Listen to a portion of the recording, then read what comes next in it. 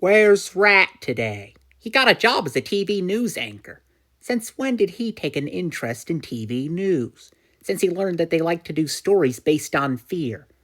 Tonight at 6, how fat dwarves are planning to eat you. I don't get it, Rat. Our ratings are up 10% since you came here. How do you do it? Fear, fear, fear, fear, fear. Fear, huh? But how? I'll show you. Name something we all have in our house and something we all do. Mayonnaise? Sleep. Tonight at 6, how your mayonnaise jar may be trying to suffocate you in your sleep. Wow. At 11, how you can protect yourself from your homicidal mayonnaise.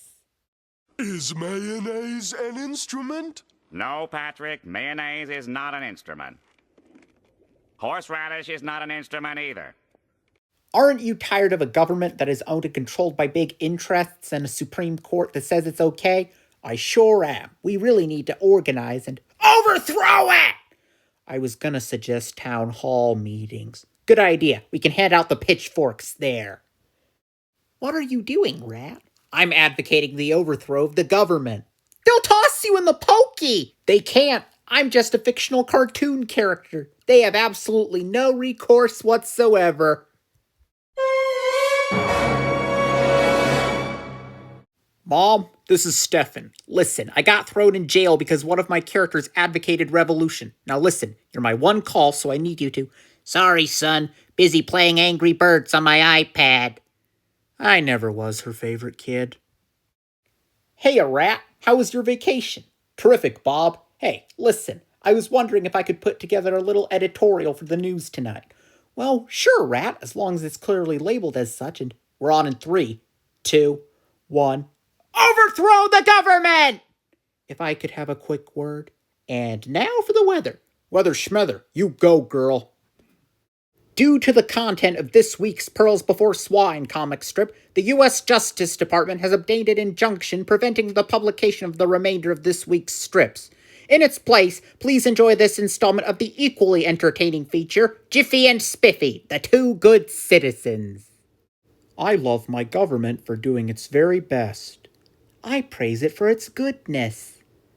Equally entertaining? That's way more entertaining. I love Spiffy best. Story update. Due to this week's storyline in which Rat advocated overthrowing the government, Pearls Before Swine creator Stephan was placed in federal prison. What's with all the beer? Steph gets out of prison today, so I thought I'd give him a welcome home party. I can't wait to see him again and...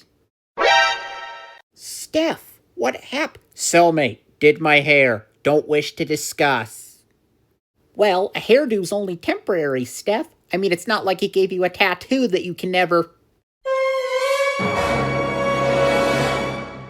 Oh, you look wonderful.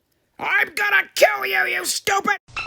Steph, no! That's not what the Jeffy would want! Hey, neighbor Bob, have you met my new guard frog? With my duck on vacation, I needed a little protection. What's he do? Slap people with his webbed foot? It's best not to taunt him. So why did the feds let you out of prison? I agreed to make Pearls a light-hearted spoof on the modern American family, sure to induce wholesome chuckles. That's like almost every other comic on the page.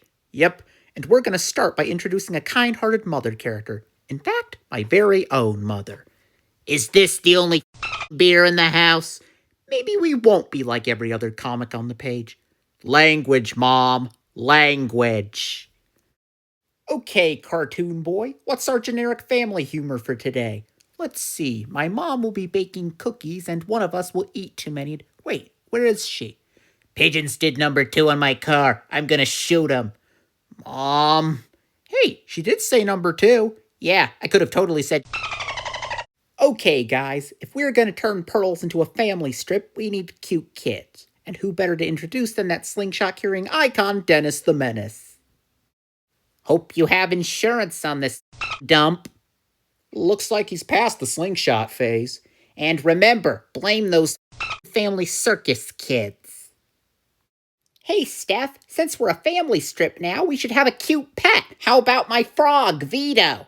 Thanks, Pig, but a family strip needs a cute little cat or dog like Earl or Mooch from Mutts. I take it you're not a Mutts fan. I hear Dennis the Menace set fire to your house. Sounds like your new family strip idea is going great. Listen, Mom, I had a nice talk with the young man, and I told him he needed to act much, much better. Repent, for the end is near. Maybe too much. Hey, Dennis, go back to burning down my house. Here, let me leave you with some literature. Per the plea agreement with Stephan Postis, last week's strips were to be family-friendly. Instead, they depicted an inebriated mother, a sociopathic frog, and Dennis the Menace as an arsonist. As these offensive strips contained everything but a gun-toting communist monkey, the strip has been handed over to a guest artist, and Stephan's bail has been set at $1 million. Make that 2 million. Hey, prison boy, the court's appointed you a lawyer for your trial. I thought I was going to have to represent myself.